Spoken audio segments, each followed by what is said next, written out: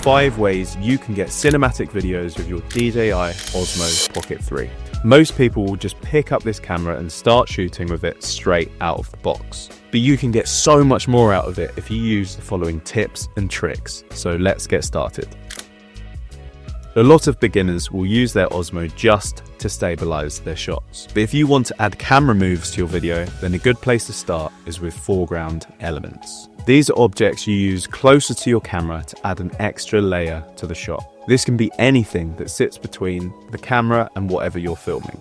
By blocking parts of the frame, you create something called a parallax effect. Now this makes it a lot more obvious that your camera is actually moving. Even the tiniest camera movement feels a lot more dramatic. It's perfect for revealing parts of the shot gradually, where the subject comes into view. It's a subtle trick, but it's very effective, and I recommend that you try it for yourself. If wherever you're filming doesn't have objects, then you can get your camera closer to the ground for the same effect.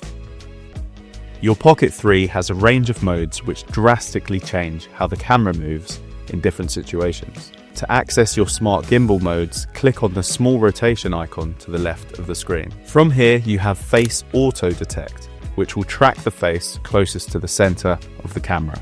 Dynamic framing, which is the one I would recommend, you can choose which part of the frame the Osmo will track a face simply by using the joystick to choose one of the on-screen squares, allowing you to get a lot more creative with your framing. For instance, having the subject on the left or the right third of the image, following the rule of thirds. There's also a grid you can easily set up to tell where the rule of thirds are. To set this up, swipe down, head to Settings, scroll down to Reference Line, click on it, and then enable Grid. Lastly is the spin shot mode. With this, you can get some super stylized rotation camera angles. You have a choice of 180 or 90 degrees rotation. I imagine this would be great for music videos.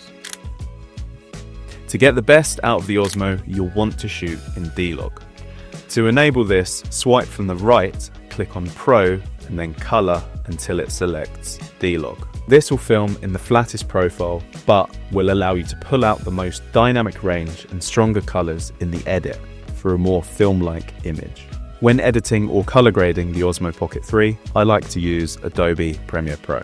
I use a plugin called Dehancer.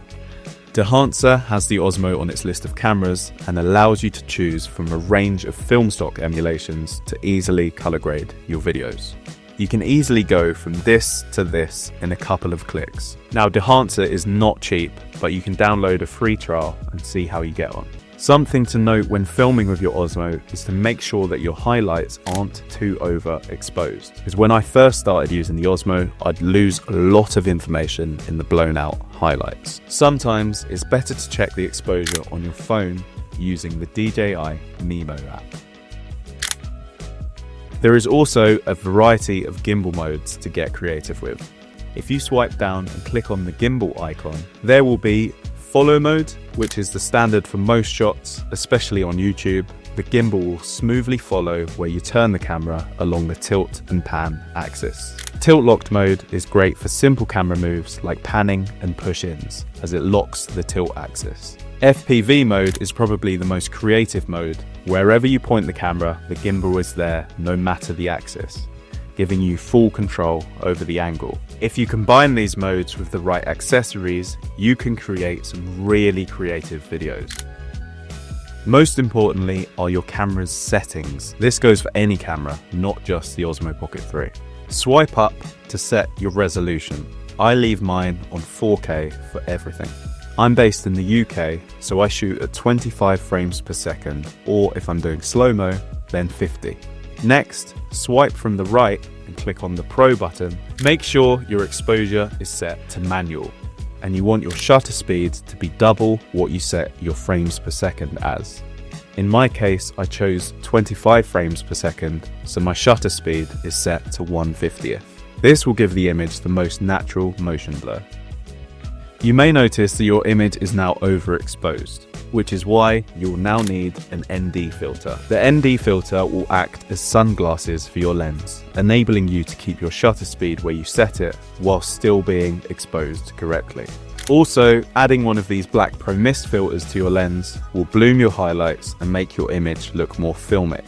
and stand out from other Pocket 3 owners. So I hope this video gave you some idea on how you can create cinematic videos from this incredible camera.